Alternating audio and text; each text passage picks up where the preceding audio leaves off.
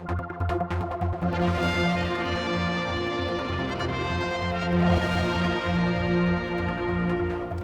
following on from the recent controversy about a lesbian couple being refused to rent a property, I'm joined by Vorster, who's in charge of what was the LGBT, but you've now formed into a new organisation, which is the Manx Rainbow Foundation. We've evolved from the IoM LGBT, and we've become our own identity, and we've applied for charity status.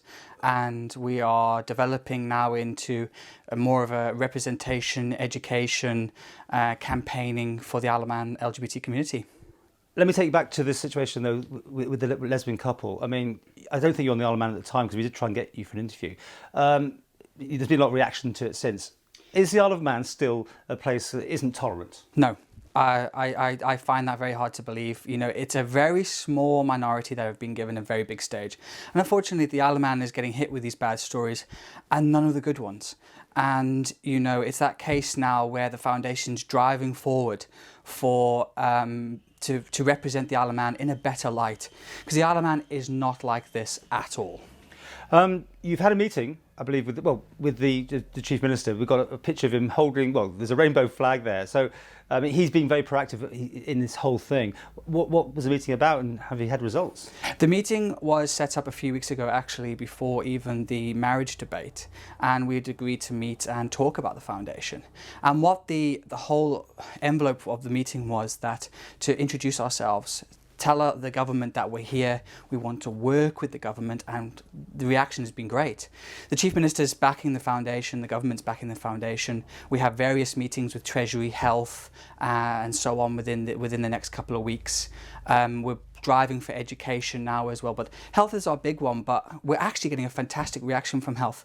We're having a good meeting next week, which I will report back on, including the HIV support group, and we're going to drive this forward for sexual health, which is going to be our one big campaign next year, which is Health 2014, and it's going to be for sexual health campaign, which involves condoms, sex education within schools, campaigns within schools, to drive it out that, you know, I think one of the big problems with the Isle of Man is it's just education.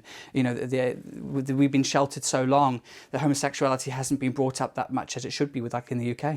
There's going to be some people watching this, though, today going, we don't want to discuss this. In fact, I don't really want to watch this at all. It shouldn't be out here. You know, do it, but don't wave it in my face. It's not a case of waving it in your face, it's a case that it's needed. Equality is across the board. It doesn't matter if I'm LGBT, African, Chinese, it really does not matter. The key word is equality for all. So it's like the marriage debate now. It seems to be revolving about religion. Marriage is about equality and about that I can do something that straight people don't do. And why should I be segregated from you?